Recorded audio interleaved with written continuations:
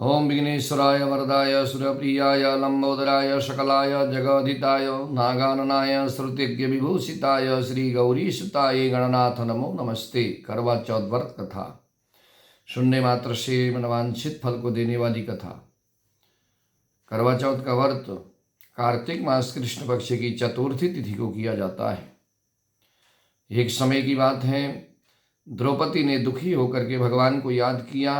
भगवान सामने आए। द्रौपदी ने प्रश्न किया, प्रभु हमारे जीवन में इतने विघ्न बाधाएं क्यों आ रही हैं? हमसे क्या गलती हुई? भगवान कहने लगे, मैं एक ऐसी कथा बताने जा रहा हूँ, ऐसे व्रत के बारे में बताने जा रहा हूँ जिस व्रत के करने से जीवन में आने वाली सभी विघ्न बाधाएं दूर हो जाएंगी। जब द्रौपदी ने प्रश्न किया, भगवान कहने लगे, एक साहूकार था, उसके 7 पुत्र थे, 7 का विवाह हो चुका था, एक पुत्री थी, उसका भी विवाह हो चुका था।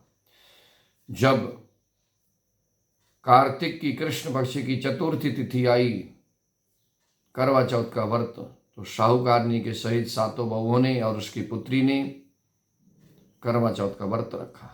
इस व्रत में निराहार रह करके रात्रि को चंद्रमा को अर्घ्य देकर भोजन करने का विधान होता है। अब उन्होंने व्रत प्रारंभ किया। साहूकार की जो पुत्री थी, उसके भाई उससे बहुत प्रेम करते थे। उसका पहला व्रत था। दिन भर निराहार रहने के कारण दोपहर के पश्चात उसकी हालत बिगड़ने लगी। भाइयों ने बहन के हालत को बिगड़ते हुए देखकर कहा कि तुम भूख से तड़प रही हो, तुम भोजन कर लो। उसने कहा कि जब तक चंद्रमा को मैं अर्घ नहीं देती तब तक मैं भोजन नहीं करूंगी।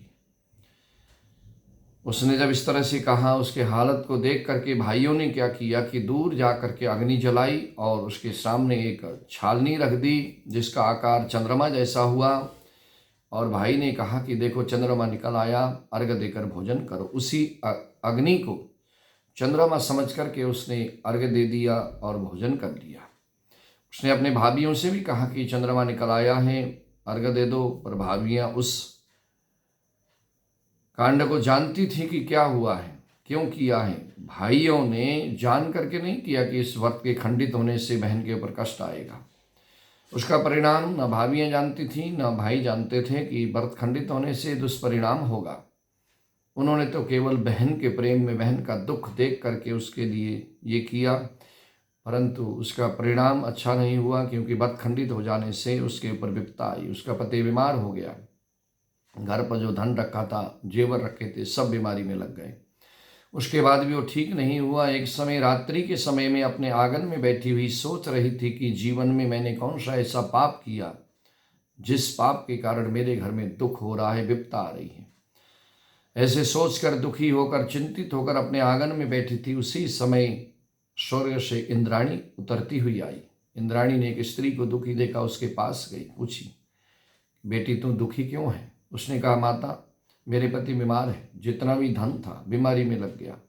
न जाने मेरे से कौन सा ऐसा पाप हुआ जो मेरे घर में इतनी ज़्यादा विपदा आ रही है। इंद्राणी ने थोड़ी देर के लिए ध्यान लगाकर जब देखा,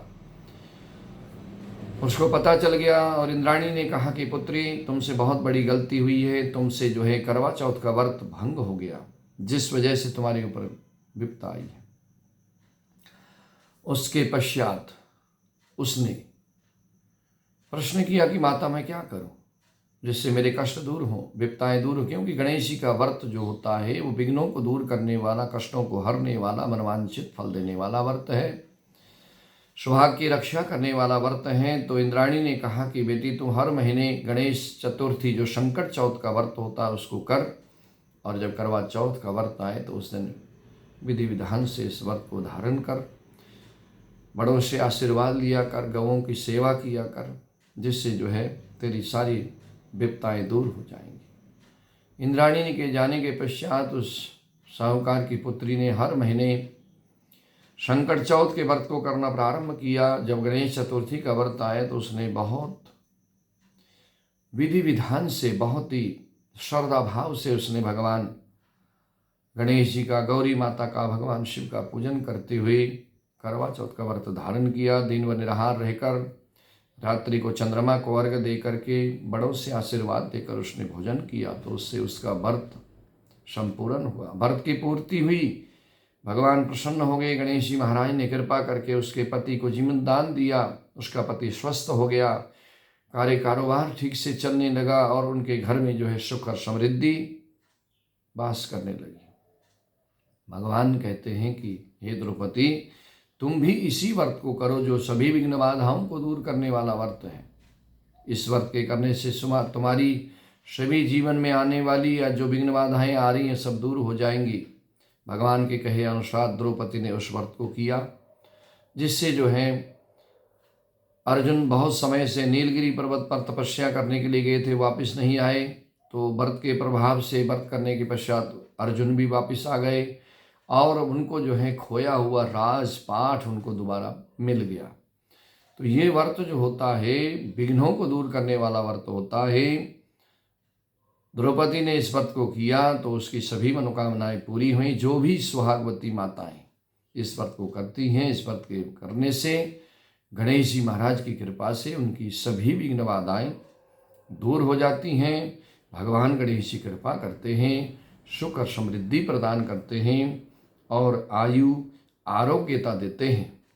इस व्रत में चंद्रमा को अर्घ्य दे करके फिर उसके पश्चात बड़ों से आशीर्वाद लेकर भोजन करने का विधान है। तो भारत में और भारत के आसपास देशों में 8:15 साढ़े 8 बजे के करीब जो है रात्रि को चंद्रमा का उदय होता है करवा चौथ के व्रत में। तो चंद्रमा को अर्घ्य देने के पश्चात ही भोजन करें। गणेश जी महाराज सभी विघ्न बाधाओं को दूर करेंगे। जय श्री गणेश, जय श्री विघ्नहर्ता।